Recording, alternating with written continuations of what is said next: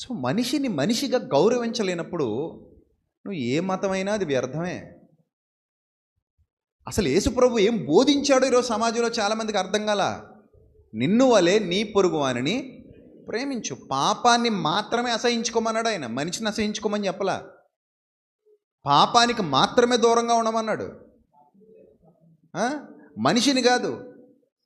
విలువలు తెలిసి విలువలు కలిగి బతకమని బోధించాడు మనకి. కానీ ఈరోజు చాలామంది విగ్రహారాధనను ద్వేషించాడు, విగ్రహారాధికుల్ని ద్వేషించాలా. ఎందుకు విగ్రహారాధనను ద్వేషించాడంటే, నాయన మీరు చేసే పనులు బాలేదు కాబట్టి. ఆ కాలంలో వాళ్ళు ఏం పనులు చేసేవారు? విగ్రహాలకు తమ పిల్లల్ని బలులుగా అర్పించేవారు, నరబలులు కూడా ఇచ్చేవారు. అలాంటి దౌర్భాగ్యకరమైన పరిస్థితులు 2000 సంవత్సరాల కిందట సమాజంలో ఉన్నాయి కాబట్టి గ్రంథాలు అంత ఖచ్చితంగా రాయించాడు. అరే నాయన వాటి జోలికి వెళ్ళకండి అని, వాటి జోలికి వెళ్ళకండి, అవి తప్పురా నాయన, వాళ్ళు చేసిన పనులు లాంటి పనులు మీరు చేయకండి అన్నాడు. కానీ ఆనాడు సంఘాల్లోనికి వచ్చిన వాళ్ళందరూ ఎవరు? మరి అన్యులు కదా. ఎంతమంది రాలేదు? మారు మనసు పొందారు వాళ్ళంతే. పాపాన్ని విడిచిపెట్టి మారు మనసు పొంది తమ బ్రతుకులు మార్చుకుని ఇతరులతో మంచి సహవాసం కలిగే బతికారు. కానీ మనము, ఇతను క్రైస్తవుడు అండి, పక్కింటి వాళ్ళతో మాట్లాడు, ఎదురింటి వాళ్ళతో మాట్లాడు, అందరితో ఈ క్రైస్తవుడికి గొడవలే. మొన్న ఏదో పెద్ద గొడవట, టీవీ దాకా వెళ్ళింది న్యూస్. అది ఎక్కడో పక్కింటి వాళ్ళు దీపావళి చేసుకుంటున్నారట. వాళ్ళు దీపాలు వెలిగించుకుని పెట్టుకున్నారట. అక్కడ దీపాలు వెలిగించుకుని పెట్టుకుంటే వాళ్ళ ఇంటి దగ్గర దీపం వెలిగించుకుని ఆ అపార్ట్మెంట్ చుట్టూ కూడా దీపాలు పెట్టేశారట. వాళ్ళు అపార్ట్మెంట్ చుట్టూ దీపాలు పెట్టేసరికి ఇక్కడ ఉన్న క్రైస్తవ కుటుంబంలో ఎవరో, అస్సలు మా ఇంటి దగ్గర నిన్ను దీపం పెట్టమని ఎవడ చెప్పాడని గొడవ పెట్టారట. గొడవ కాస్త పోలీస్ స్టేషన్ దాకా వెళ్ళింది. ఇప్పుడు అపార్ట్మెంట్ మొత్తం ఆ కుటుంబాన్ని ద్వేషించరు, క్రీస్తుని ద్వేషిస్తారు. అది చాలా చిన్న విషయం. అపార్ట్మెంట్లో ఉంటున్నామంటే అది అందరికీ సంబంధించింది, అది కొందరికి కాదు, అది అందరికీ సంబంధించింది. అలాంటప్పుడు నువ్వు ఇండివిజువల్ హౌస్ కట్టుకోవాలి, అపార్ట్మెంట్లో ఉండకూడదు. సో వాళ్ళు ఏమి ఇంట్లోకి వచ్చి ఏమి చేయలేదుగా, చుట్టూ పెట్టుకున్నారు, లేదా ఆ గుమ్మాల దగ్గర నుంచి వరుసగా పెట్టుకుంటూ పోయారు. దీపమేగా కాసేపు వెలిగి ఆరిపోద్ది, ఏమో నష్టం వచ్చేలేదు మనకు. అది పాజిటివ్గా చూడు, మెచ్యూరిటీతో చూడు. నువ్వు కొవ్వొత్తి వెలిగించుకుంటావుగా. ఆ దీపాలు మనం చిన్నప్పుడు ఎన్ని వెలిగించుకోలేదు, ఏ దీపాల దగ్గర కూర్చొని చదువుకోలేదు. అంటే ఇంటెన్షన్ మారితే దీపం మనకు ఒట్టి దీపంలాగా కనబడద్ది. ఒట్టి దీపం అది మంచిదే, అది చెడ్డదేం కాదే. అందులో నూనె పోస్తారు, ప్రమిద ఉంటుంది, ఒత్తేస్తారు, వెలిగిస్తారు. అపవిత్రమైంది అంటే అపవిత్రమైంది. పవిత్రుని కన్నీయు పవిత్రములు, అపవిత్రుని కన్నీయు అపవిత్రములని బైబిలే చెప్పింది. పవిత్రుని కన్నీయు పవిత్రములు, అపవిత్రులకు అన్నీయు అపవిత్రములు. నో డౌట్ ఎట్ ఆల్ అందులో. నీ హృదయం ఎప్పుడైతే విశాలంగా లేదో కనిపించేదల్లా చెడ్డగానే కనబడుద్ది. ఇంకా అందరినీ ఆ జడ్జిమెంటల్ మోడ్లోనే చూస్తావు, ఆ జడ్జిమెంటల్ మోడ్లోనే బతుకుతావు. సరే వాళ్ళు ఏదో దీపం పెట్టుకున్నారు, వదిలే, కాసేపటికి ఆరిపోద్ది కదా. ఆరిపోయిన తర్వాత వాళ్ళే తీసేస్తారు కదా. నువ్వు ఆ రాత్రికి పడుకుని పొద్దున్న లేచేసరికి ఎలాగో ఉండవు, తీసేయమంటే తీసేస్తారు. జొవ్వెగురు వచ్చి మన ఇంటి మీద పడితే ఎంతో, ఆ దీపం మన ఇంటి ముందు పెట్టినా అంతే. కొన్ని ఇంట్లో మెచ్యూరిటీ లెవెల్తో ఆలోచించాలి. నీకేమైనా గుమ్మానికి అడ్డుగా పెడితే కొంచెం పక్కకు జరుపుకో, నీ పన్ను చేసుకో, అయిపోయింది అక్కడితో క్లియర్. కానీ దాన్ని పెద్ద వివాదం చేసి, పెద్ద రాద్ధాంతం చేసి, అమ్మో మా మనోభావాలు దెబ్బతీశారు, మా మత విశ్వాసానికి భిన్నంగా చేశారంటే ఇంక మనం కలిసి బతుకుతున్నాం. భిన్నత్వంలో ఏకత్వం ఎక్కడిది ఇదంతా? ఎలా మనం క్రీస్తుకు దగ్గర చేస్తున్నాం, వాళ్ళు దూరం చేస్తున్నాం. ఆయన భావజాలని వాళ్ళు నిన్ను ద్వేషించరు. ఓవరాల్గా ఎవరిని ద్వేషిస్తారు తెలుసా? క్రీస్తుని ద్వేషిస్తారు. మిమ్మును బట్టియే కదా నా నామం అన్యజనుల మధ్య దూషింపబడుతుంది, అవమానాల పాలవుతుంది. సో మనకు మెచ్యూరిటీ పెరగాలి. ఆయన మంచివారిని చెడ్డవారిని ప్రేమిస్తున్నాడని ఉంది. ఈ ప్రపంచంలో అందరినీ బయటికి వెళ్ళి చూడండి, కొన్ని వేల కోట్ల మంది బతుకుతున్నారు. వాళ్ళందరూ పవిత్రంగా లేరు, కానీ బతుకుతున్నారు, హ్యాపీగా బతుకుతున్నారు, ఎంజాయ్ చేస్తున్నారు లైఫ్ని, సంతోషంగా ఉన్నారు, ఆనందంగా ఉన్నారు. వాళ్ళు ఉద్యోగాలు చేసుకుంటున్నారు, వాళ్ళు తాగుతున్నారు, వాళ్ళు తింటున్నారు, వాళ్ళు తిరుగుతున్నారు, వాళ్ళు బట్టలు వేసుకుంటున్నారు, వాళ్ళు ప్రకృతిని అనుభవిస్తున్నారు, ప్రశాంతంగా జీవించేస్తున్నారు. కానీ దాని అంతటికీ ఒక్కడే సృష్టికర్త కారణం అన్న వాస్తవాన్ని మనం ఎందుకు మర్చిపోతున్నాం? ఎందుకు ఈ జడ్జిమెంట్ మోడు? నిత్యం ఎవరో ఒకరిని ద్వేషిస్తూ, నిత్యం ఎవరో ఒకరిని పక్కన పెడుతూ, వాళ్ళు చేస్తున్న ప్రతి పనిని జడ్జిమెంట్ చేస్తూ అదే మోడ్లో బ్రతికితే కొన్నాళ్ళకి నీకు మనశ్శాంతి లేకుండా చచ్చిపోతావు. నిన్ను వలే నీ పొరుగువాడిని ప్రేమించమన్నాడంటే వాడిలో ఉన్న పాపాన్ని మాత్రమే వద్దనుకో, అంతే. మిగిలింది మనలాంటి మనిషే కదా. ఆ హిందూ అయినా, ముస్లిం అయినా, జైనుడైనా, బౌద్ధుడైనా మనలాంటి మనిషే. సామాజిక జీవనంలో ఉన్నాం. మనం బతకడానికి కొద్దో గొప్ప వాళ్ళు కూడా ఉపయోగపడుతున్నారు. మరి ఉపయోగపడట్లేదా? ఒక బస్ డ్రైవర్ నిన్ను సురక్షితంగా ఇక్కడ చేర్చాడు. ఆ బస్ డ్రైవర్ మతం ఏంటి, కులం ఏంటి? ఇందాక చెప్పినట్టు ఒక డాక్టర్ నిన్ను బతికించాడు, నీకు మందులు ఇచ్చాడు, నీకు వైద్యం చేశాడు. అతని మతం ఏంటి, కులం ఏంటి? ఈరోజు నీ వ్యాపారానికి నీ దగ్గర నీది కూరగాయలు కొట్టయితే ఒకడు వచ్చి నీ దగ్గర కూరగాయలు కొనుక్కుంటున్నాడు. నీది ఆటో అయితే ఒకడు వచ్చి నీ ఆటో ఎక్కుతున్నాడు. నువ్వు ఫైనాన్స్ బిజినెస్ చేస్తుంటే నీ దగ్గర ఒకడు పదు తీసుకుంటున్నాడు. నువ్వు ఉద్యోగం చేస్తుంటే నీకు ఉద్యోగం ఇచ్చిన కంపెనీ వాడు ఒకడు ఉన్నాడు, అందులో పనిచేసే కోవర్కర్స్ ఉన్నారు, నువ్వు తయారు చేసే ప్రోడక్ట్ ఒకడు కొనుక్కుంటున్నాడు. నువ్వు టీచర్ అయితే నీ దగ్గర పాఠాలు కొంతమంది విద్యార్థులు నేర్చుకుంటున్నారు, వాళ్ళందరూ నువ్వు బతకడానికి ఉపయోగపడుతున్నారు, నీకు ఫీజు ఇస్తున్నారు. నువ్వు వ్యాపారి అయితే నీ దగ్గర ఒక వస్తువు వాడు కొంటున్నాడు. అవునా కాదా? నువ్వు ఏదైనా ఏజెంట్ అనుకో, లైక్ ఎల్ఐసి ఏజెంట్ లాగా, నీకు వాళ్ళు పాలసీలు చేస్తున్నారు. నువ్వు ఒక లాయర్ అయితే నీకు కేసులు ఇస్తున్నారు. ఈ సమాజంలో అందరూ పన్నులు కడుతున్నారు, అందరూ ట్యాక్సీలు కడుతున్నారు, అందరూ ప్రభుత్వానికి లోబడి బతుకుతున్నారు. అంటే అందరి డబ్బు మనం వాడుతున్నాం, అందరి మీద ఆధారపడి బతుకుతున్నాం, అందరితో కలిసిమెలిసి బతుకుతున్నాం. ఎంతమందిని దూరం చేసుకుంటాం, ఎంతమందిని అసహించుకుంటాం, ఎంతమందిని తప్పుపడతాం. ఎవడో దినం భోజనానికి పిలిచాడట, అర్ర మేము రావండి, మేము అస్సలు రావండి మీ ఇంటికి. ఏరా దరిద్రుడా, బాధలో ఉన్నారు వాళ్ళు, ఇళ్ళు తప్పేంది? అదే వాళ్ళు అక్కడ పూజలు చేస్తారండి, ఆ పూజలు చేసిన డబ్బులే నీకు ఇస్తున్నారు. మరి తీసుకుంటావా తీసుకోవా చెప్పు, నేను మళ్ళీ అడుగుతున్నా. ఆ పూజలు చేసిన డబ్బు నీకు ఇస్తారు, తీసుకుంటావా తీసుకోవా? వద్దంటావా? చెప్పండి.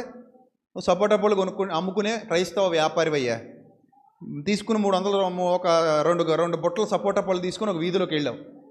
అన్యులు నిన్ను పిలిచారు, అమ్మను మీకు అమ్మను అంటావా? సరే అమ్ముతానని వెళ్ళావు. ఒక 50 సపోటా పళ్ళు నీ దగ్గర బేరం ఆడుకుని కొనుక్కున్నారు. 50 సపోటా పళ్ళు 200 300 చెప్పారు, ఇచ్చేసారు డబ్బులు. వాళ్ళు కరెక్ట్గా వాళ్ళ దేవుడి దగ్గర నుంచి పరస తీసి అలా తిప్పి తెచ్చి నీ చేతిలో పెట్టారు. దానికి కొంచెం కుంకుమ పసుపు కూడా ఉంది. ఏం చేస్తావు ఇప్పుడు? అమ్మ ఈ డబ్బులు వద్దమ్మా, నాకు అపవిత్రమైన డబ్బులు అమ్మ, ఇవి పవిత్రమైన డబ్బులు పట్టుకురా అంటావా? సో మెచ్యూరిటీ లెవెల్ లేదన్నమాట వీళ్ళకి. ఇంత వివరంగా ఉపదేశం చెప్పినా మళ్ళీ ఏదో వంత పడతాడు. ఆ మనసులో ఉన్న కుళ్ళిపోయేంత వరకు మనిషి మారడు. నీ రోజు నీ చేతిలోకి వస్తున్న ప్రతి రూపాయి అది ఎక్కడో చోట పెట్టిందే నీ దగ్గరకు వస్తుంది, పెట్టకుండా రాదు. నువ్వు తింటున్న మెతుకులన్నీ ఎక్కడో చోట పెట్టినవే నీ దగ్గరకు వస్తున్నాయి. నువ్వు తలకు రాసుకున్న కొబ్బరి నూనె కూడా ఎక్కడో కొట్టేసింది, అది ఎక్కడో కొట్టేసిన కొబ్బరి చెప్పలన్నీ పోగేసి అమ్మేస్తే ఆ నూనె తయారు చేసి నీకు అమ్మేస్తున్నాడు. నువ్వు రోజు రాసుకుంటావు. కొంతమంది మింగుతారు కూడా, కొంతమంది పిచికారీలు కూడా చేస్తున్నారు స్వస్థత సాల్లో. ఈ స్వస్థత సాల్లో కొట్టే కొబ్బరి నూనె అంతా వాళ్ళ తోటలో పండించిన కొబ్బరికాయలా? చెప్పమని నాకు, మా తోటలో పండించిన కొబ్బరికాయలని చెప్పమని. స్వస్థత సాల్లో కొట్టే కొబ్బరి నూనె అంతా కాదు, ఎక్కడో కొబ్బరికాయలు అవి, ఎవరి తోటలో ఎక్కడో కొట్టేశారు, అవి ఏ దేవుడి దగ్గర కొట్టేశారో మనకు తెలియదు. అది నేను ఎత్తి మీదకి వచ్చి చేరింది. మరి ఏం చేద్దాం ఇప్పుడు? తల తీసేద్దామా, గుండె గీసేద్దామా? ఏం చేద్దాం? హోటల్కి వెళ్తావు, ఇడ్లీ పెడతాడు, 4 ఇడ్లీ, కొబ్బరి చట్నీ, శనగపప్పు చట్నీ అంటావు, అల్లం చట్నీ తినేసేంత వేడివేడిగా 4 ఇడ్లీ ఆడు ఎక్కడో పెట్టే తెచ్చాడు. అవి తెలియకుండా అయితే పర్లేదండి, తెలిసి అయితే కష్టమండి. తెలిసినా తెలియకపోయినా లోకమందు విగ్రహము వట్టిది, అందులో ఏమీ లేదు. అందులో ఏమీ లేకపోతే దాని ముందు పెట్టిన దాంట్లో కూడా ఏమీ లేదు. ప్రార్థన చేసుకుని తింటే అన్నీ పవిత్రమే. తినదగినవి ప్రార్థన చేసుకుని తింటే అది పవిత్రమైందే. మార్క్స్ వార్త 7వ అధ్యాయం 15వ వచనం. మార్క్స్ వార్త 7వ అధ్యాయం 15వ వచనం. మీ వెలుపల నుండి లోపలికి పోయి మనుష్యుని అపవిత్రునిగా చేయగలిగినది ఏదీ లేదన్నాడంతే. కొన్ని ఉన్నాయి అనలేదు. ఆహార పదార్థాల గురించి మాట్లాడుతున్నాడు. మళ్ళీ నువ్వు బ్రాందీ దగ్గరికి, విస్కీ దగ్గరికి వెళ్ళకు, నాకు తెలుసు నీ గురించి. ఇక్కడ మాట్లాడుతున్న దేని గురించి? ఆహార పదార్థాల గురించి. అమ్మో ఉంటాయి కొంతమంది కోడిగుడ్డు మీద ఏకలు పీకే తెలివితేటలు. ఏటి బయట నుంచి లోపలికి వెళ్ళి అపవిత్ర పరిస్థితి ఏదీ లేదా, ఇన్నాళ్ళు అనవసరంగా నిబ్బుకు దూరంగా ఉన్నాను అంటాడు వీడు. బయట నుంచి లోపలికి వెళ్ళి అపవిత్ర పరిచేది ఏది లేదంటే అది బ్రాందీ, విస్కీ, రమ్ము, జిన్ను, బీరు కాదురా నాయన. దేని గురించి మాట్లాడుతున్నాడు ఇక్కడ? ఆహార పదార్థాల గురించి మాట్లాడుతున్నాడు. అది కూడా తినదగినవి, తినదగనివి కాదు, తినదగిన ఆహార పదార్థాలు. అర్థమవుతుందా? ఈ ఆహార పదార్థాలు వెలుపల నుంచి లోపలికి వెళ్ళి మనుష్యుని అపవిత్రగా చేయగలిగినది ఏదియూ లేదు. ప్రార్థన ద్వారా సమస్తం పవిత్రపరచబడుతుంది. నేను ఎవడైనా దినం భోజనానికి పిలిస్తే వెళ్ళి చక్కగా తిను. పక్కన కూర్చున్న సహోదరుడు ఎవడైనా ఆ కాలానికి బలహీనలు ఉన్నారు, అప్పటికి తెలియదు, అప్పటికి బలహీనలు ఉన్నారు. ఆ సందర్భాలు దృష్టిలో పెట్టుకుని పౌలు గారు అంటాడు, అరే నాయనా, ఒకవేళ పక్కన ఉన్నాడు ఎవడైనా బలహీనుడై ఉండి, అయ్యా ఇది ఎలా తినేస్తున్నావు నువ్వు, ఇది అక్కడ పెట్టి తెచ్చాడు అన్నప్పుడు అర్రే అని చెప్పి వాడి నిమిత్తం తినకు, నీ మనస్సాక్షి నిమిత్తం కాదన్నాడు. అక్కడ నీ మనస్సాక్షి నిమిత్తం కాదు, మరి ఎవరి నిమిత్తం? ఈ పక్కనున్న బలహీనుడు ఉన్నాడు, నీ సహోదరుడు, వాడి నిమిత్తం జాగ్రత్తగా ఉండన్నాడు అంతే. తర్వాత వాడికి అర్థమయ్యేలా చెప్పిన తర్వాత అప్పుడు ఇద్దరు కలిసి తినొచ్చు, ఇబ్బంది ఏమీ లేదు. సో బయట నుంచి లోపలికి వెళ్ళి నిన్ను అపవిత్రుడిగా చేసేది ప్రపంచంలో ఏదీ లేదని మన యేసుక్రీస్తు చెప్పాడు. నేనుగా చెప్తున్నది మన యేసుక్రీస్తు చెప్పాడు. ఇప్పుడు ఇంత చెప్తుంటావా? మనసంతా ప్రకటన గ్రంథం మీద ఉంటుంది.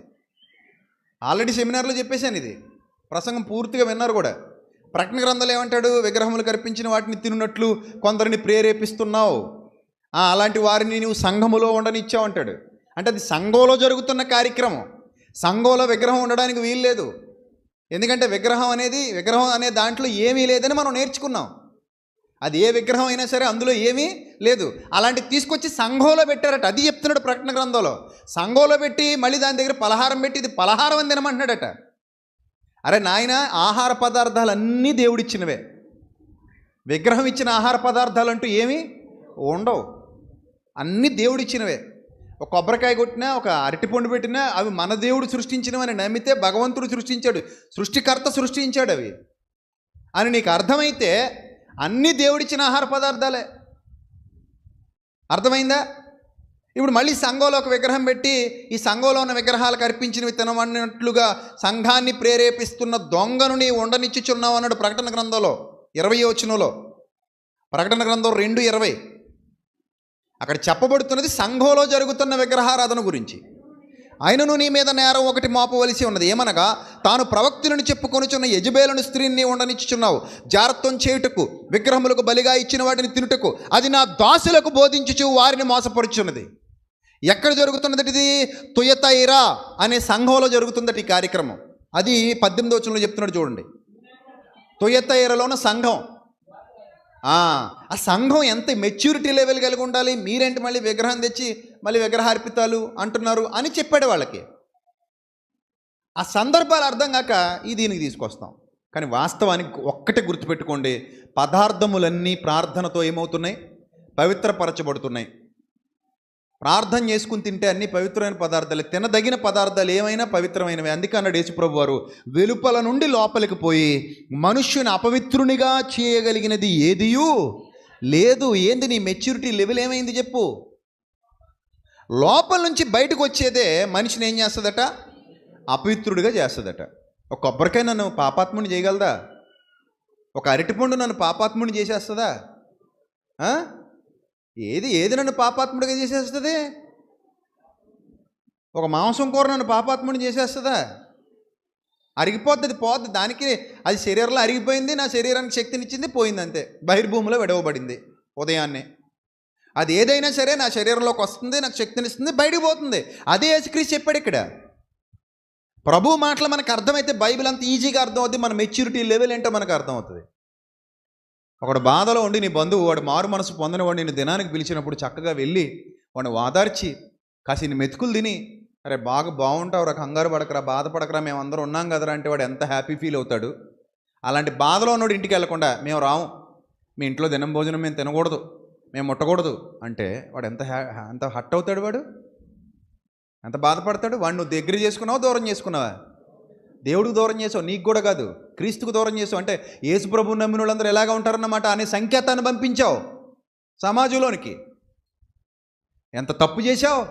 నేను యూదులకు యూదుని వలె ఉంటిని, ధర్మశాస్త్రము లేనివానికి ధర్మశాస్త్రము లేనివాని వలె ఉంటిని, గలవారికి గలవాని వలె ఉంటిని, నాకు లేకపోయినా సరే అని పౌలు గారి ఇంటెన్షను. నేను అందరినీ సంపాదించుకోవడానికి అందరి వాడనయ్యానన్నాడు. కానీ నేను అందరినీ దూరం చేయడానికి కొందరి వాడనయ్యానని మనం చెప్తున్నాం.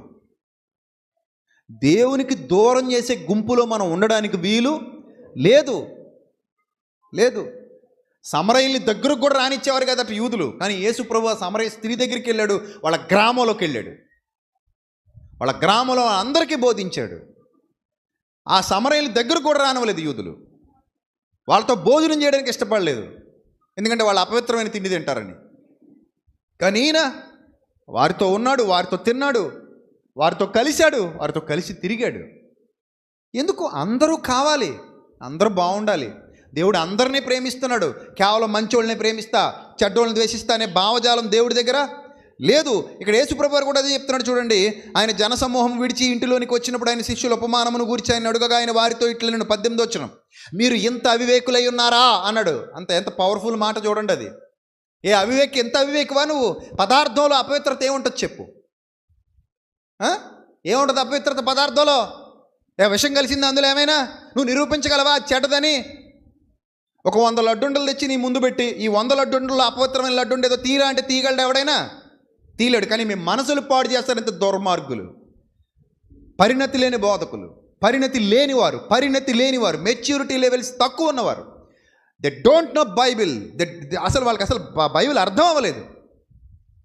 అర్థం కాకే మనుషుల్ని ఇలాగా మాయ చేసి అందరికీ దూరం చేస్తున్నారు. అందరికీ దూరం చేసి కుటుంబాల మధ్య చీలికలు పెట్టి, కుటుంబాల మధ్య చిచ్చు పెట్టి, మనుషుల్ని మనుషులుగా బతకనివ్వకుండా ప్రేమతత్వాన్ని చంపేసి, మానవత్వాన్ని చంపేసి మత కలహాలకు కారణం అవుతున్నారు. అపవిత్రమైన కార్యాలకు దూరంగా ఉండమని బైబిల్ చెప్పింది, పాపానికి దూరంగా ఉండమని బైబిల్ చెప్పింది తప్ప మనుషుల్లోని మానవత్వానికి, ప్రేమకి, ఆప్యాయతకి, అనురాగానికి దూరం అయిపోండి బైబిల్ చెప్పదు బైబిల్. అలాగా వ్యర్థమైన విషయాల కోసం మనం వృధా ప్రయాస పడుతూ, వృధా డిబేట్లు పెట్టుకుంటూ అందరినీ, అయిన వాళ్ళందరినీ దూరంగా జరిపేసుకోవడం అది మూర్ఖత్వం అవుతుంది.